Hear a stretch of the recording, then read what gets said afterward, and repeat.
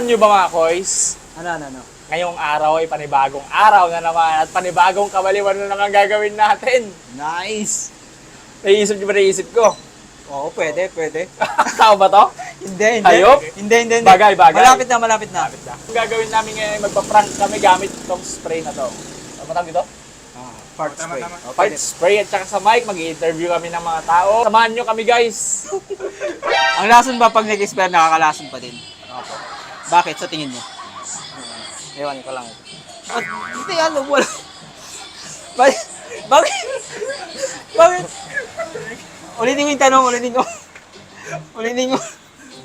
Ulitin ko ah. Ang lason ba pag nag-expire, nakakalason pa din? Opo. Bakit? Kasi lason po siya. Bakit kapag close kayo ng isang tao, open kayo sa isa't isa? Ano po, kasi po vocal ka po sa nararamdaman mo. So, parang madali na lang po magsabi sa kanya kasi po, close naman po kayo. Ate, meron ba kayong pinaghuhugutan? Wala naman po. Ano lang po talaga, sanay lang po ako sa mga impromptu lang po. Ay, wow, nice. Ayos yan. Parang, Opo. ano yan, pwede kang sumama sa mga pageant, kumbaga. Siguro po, someday. Pag itinanim ba ang egg, ang tawag doon eggplant? Opo. Bakit? Kasi tinanim po siya. Tapos plant, egg po. Ganun yan.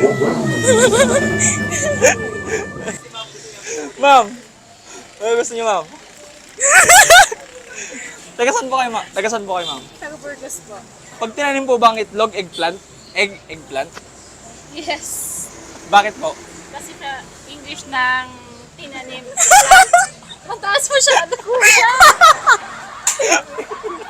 Mataas mo siya. Bakit ang taba ng barbecue palaging nasa hulihan?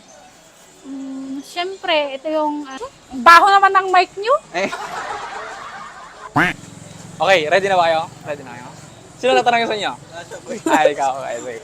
Bakit eggplant ang tawag wala namang egg sa eggplant? May balat ng itlog sa taniman. Nilagyan ng shell ng itlog bago itanim. Anong pangalan mo? Andre. As Brian. Naamoy niyo ba?